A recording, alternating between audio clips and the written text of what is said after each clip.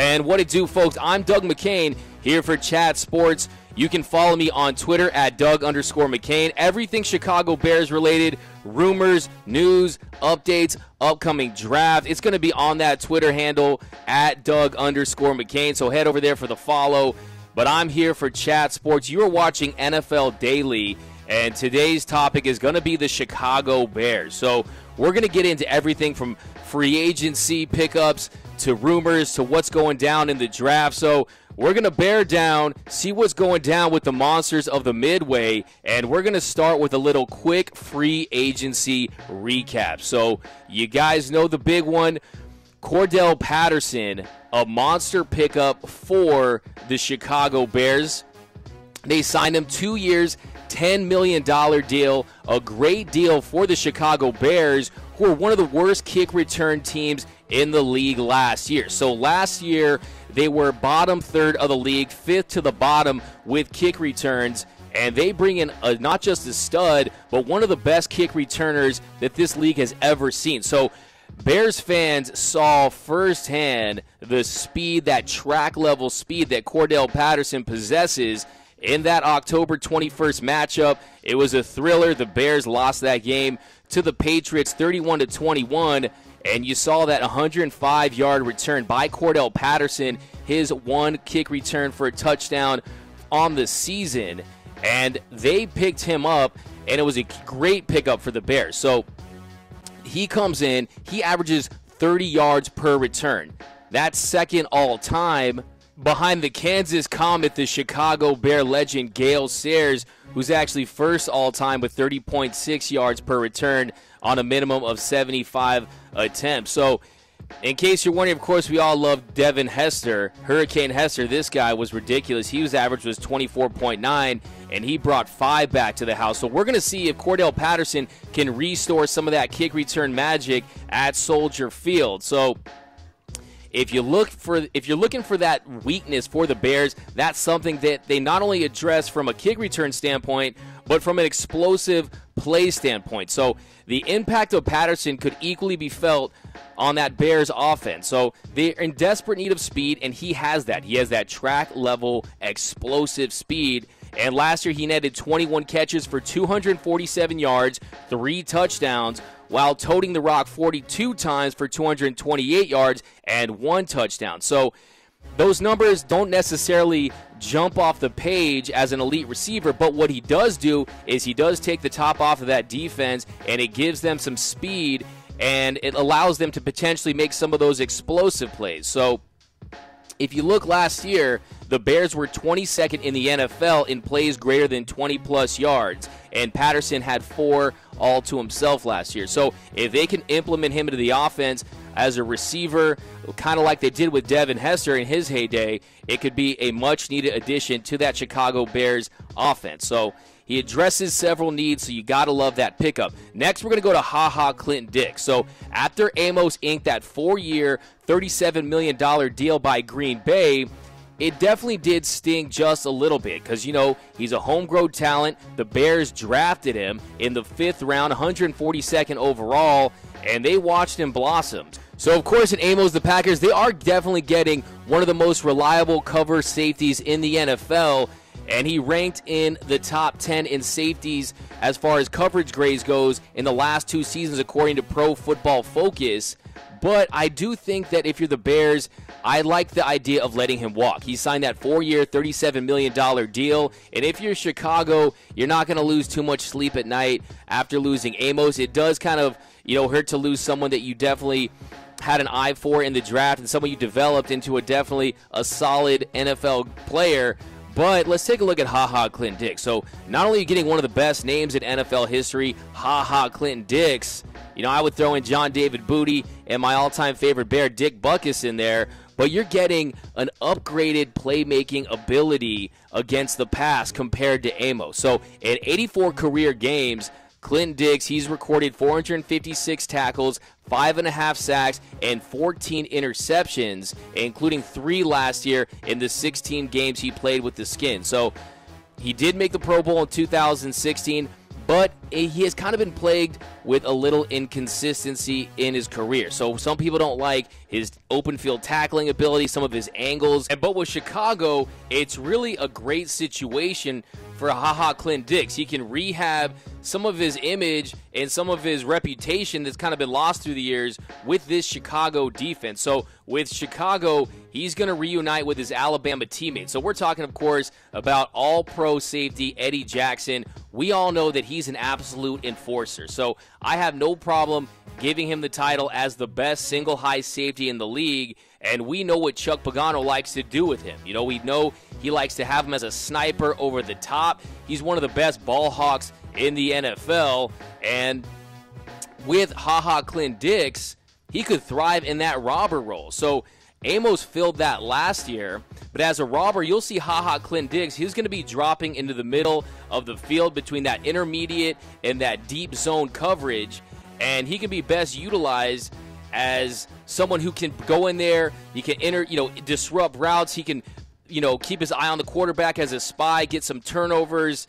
And this Bears defense, they're just stout enough with that ferocious front seven to really make up for any of Clinton-Dix's perceived deficiencies. So, yes, he's not the perfect player, but he has shown the ability to make big plays, and he really has a knack for those big plays. So I see it really as a huge win for Chicago. So it's a very cap-friendly 1-year, $3.6 million deal, and you're getting not just a Clinton-Dix that's, motivated and focused, but you're getting someone that really fits in with the Chicago defense and what they can do considering who's around him. So my question to you guys is, do you guys like the free agent pickup so far? Are you underwhelmed with the free agent pickup so far? Would you have re-signed Amos?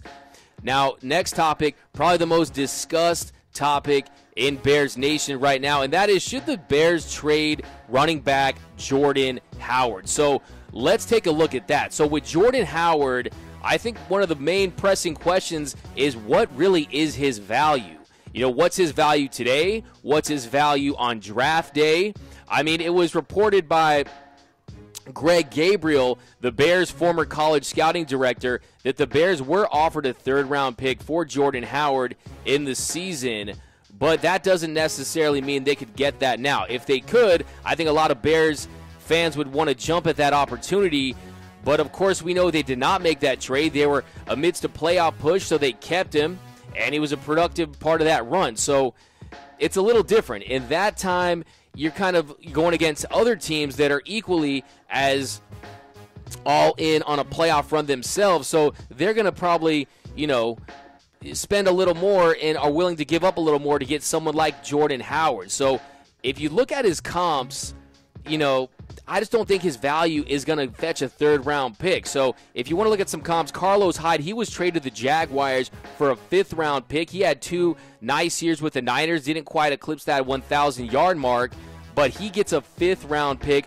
The Dolphins, they traded Jay Ajayi to the Eagles for a fourth-round pick, and that's someone who, of course, he had been one of the best running backs in the league, but there were some concerns about that arthritic knee, and that's what they got for him. So if those running backs are fetching that, it really comes down to what they're willing to do. Now, if they're willing to, flip him for a fourth or fifth round pick, we know what they've done in that same situation.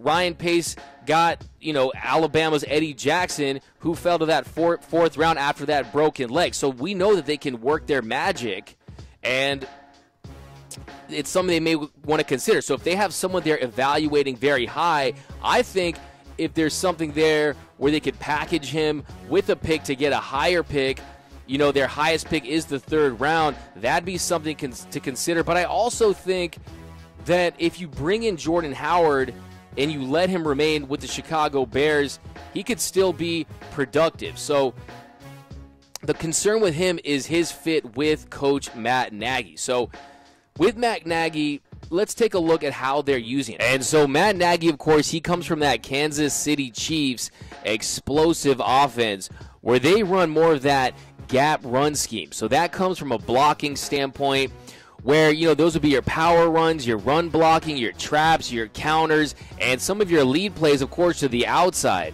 So in those situations, of course, those are plays where everyone on the offensive line, he has an assignment and you're attacking a specific gap in the defense that your running back is just going to hit no matter what. So in that situation, that's what they did early on. So he's not going to cut back. He's going full speed. He's going full speed into the hole. He's going to cut into the defense that way. So that is the style where Matt Nagy comes from.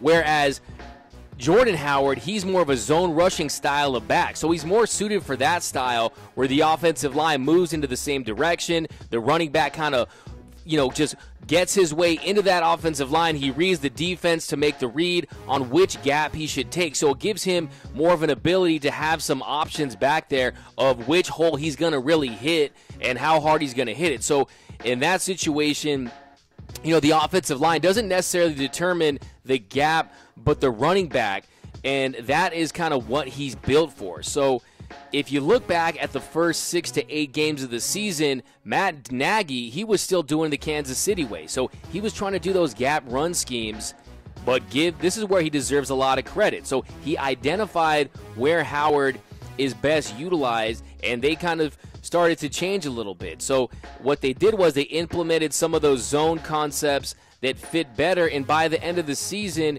you're looking about a little over 80%, according to Pro Football Focus.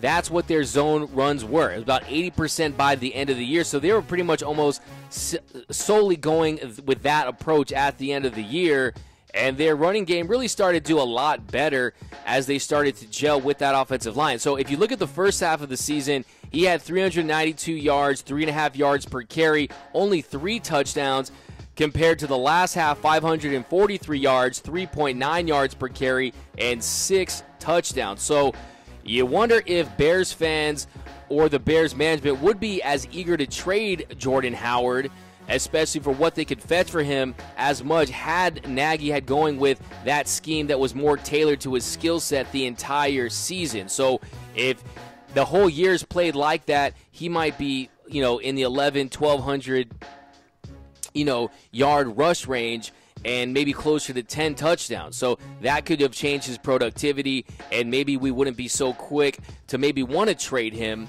So that's kind of what you're looking at with Jordan Howard. I think, 1, what can you get for him? 2, is there a player in those later rounds that you have your eye on that you can really develop, that you're very keen on? And 2, are you considering picking up someone in the draft? So we're going to take a look at who they could pick up.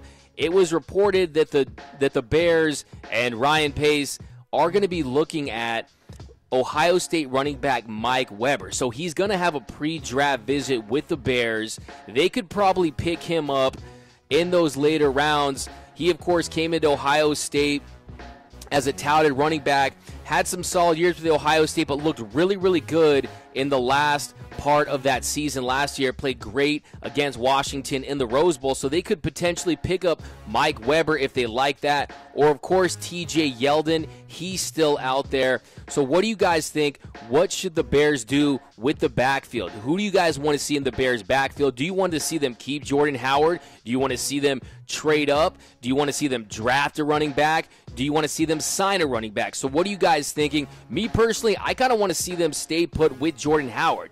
He did some nice things. And, they said yesterday, Nagy said, we are going to be sticking with Howard as of right now. That was not necessarily the most ringing endorsement, but I do see him as someone who could still be a part of their future. They did sign Mike Davis, but I would think if you can get TJ Yeldon on the cheap, I really think that's something to look at. I mean, if you look at his 4 years in Jacksonville, he's carried the ball 465 times and averaged 4 yards per carry. And, of course, those aren't absolutely mind-blowing numbers as a running back. But if you look at his 4-year career, he's caught 171 balls for 1,300 yards and scored 6 touchdowns. So 6 touchdown catches, that's what Matt Nagy's looking for, and he could be a weapon. So I think that's something they might consider What do you guys think, though? Do you want to see him draft a running back? Do you want to see him sign TJ Yeldon? Let me know what you guys have to say in the comments. So, and of course, with the draft looming, we're going to talk about the draft. No first or second round picks, of course. It does feel a little like we're not going to the prom. But don't worry, guys. We're already married to a supermodel. We don't need to go to the prom. We know what those picks led to. But let's take a look at that third-round pick and who many think the Bears are going to pick. And it's going to be the safety Amani Hooker. You've heard a lot of whispers about the Bears and Amani Hooker. And, you know, of course, it's tough to project who might fall to the Bears in that third round.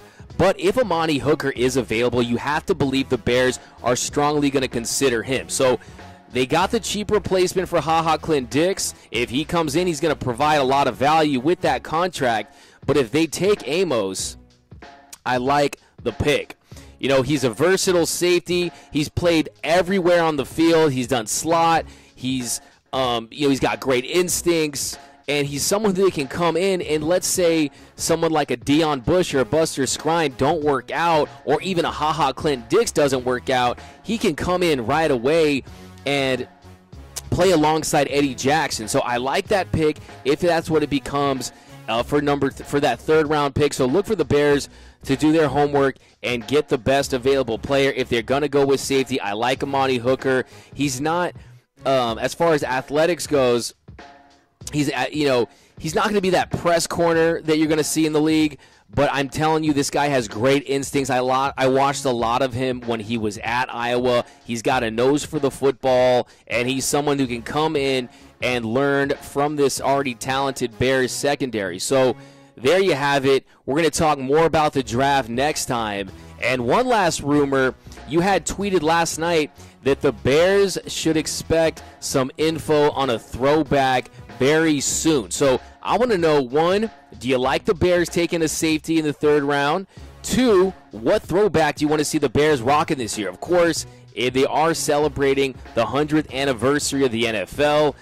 The Bears have such a deep, rich history. They've rocked some of the best throwbacks. I personally love the Bears uniforms. I love what they're rocking with the 85 team. It doesn't look very different.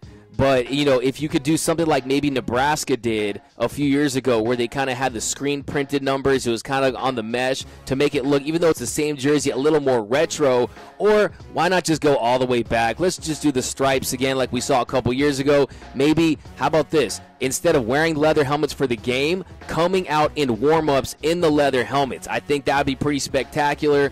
But that's going to do it, folks. I'm Doug McKain. Don't forget to follow me on Twitter at Doug_McKain. It's going to be all Bears all the time, all day, every day. So Doug McKain signing out.